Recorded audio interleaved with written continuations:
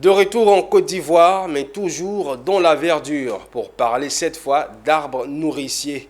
L'Association pour les plantes d'Afrique a organisé une conférence de presse pour annoncer la tenue prochaine du Salon des arbres nourriciers d'Afrique.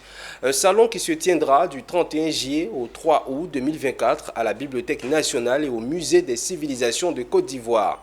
Ce salon aura pour objectif de valoriser les espèces indigènes d'arbres et des plantes non ligneuses d'Afrique dans une perspective de développement durable.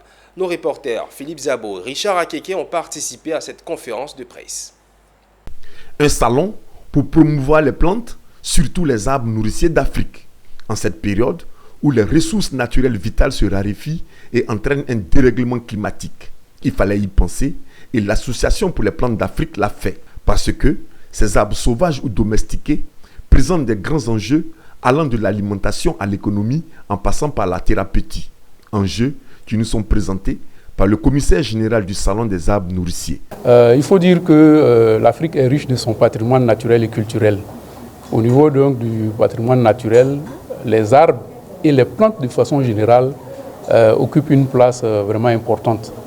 Et donc ces plantes-là, ces arbres-là, on les utilise à des fins alimentaires, à des fins de nutrition, à des fins économiques aussi, puisqu'il y a un commerce qu'il y a autour, à des fins médicinales.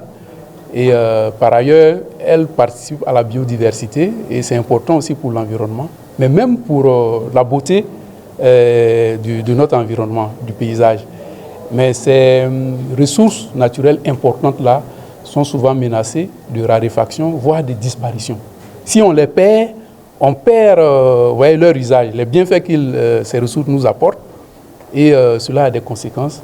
Or, si on les préserve, qu'on les valorise, on peut déjà en profiter, améliorer le profit, en tirer davantage de profit, de bienfaits, et par ailleurs, ça intervient par rapport à l'environnement, et ça nous évite des risques environnementaux, des catastrophes qui ne peuvent que nous nuire.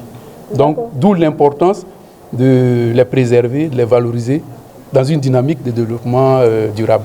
La conférence de presse a pris fin par la présentation de certains arbres nourriciers. Pour rappel, le Salon des arbres nourriciers d'Afrique se tiendra du 31 juillet au 3 août 2024.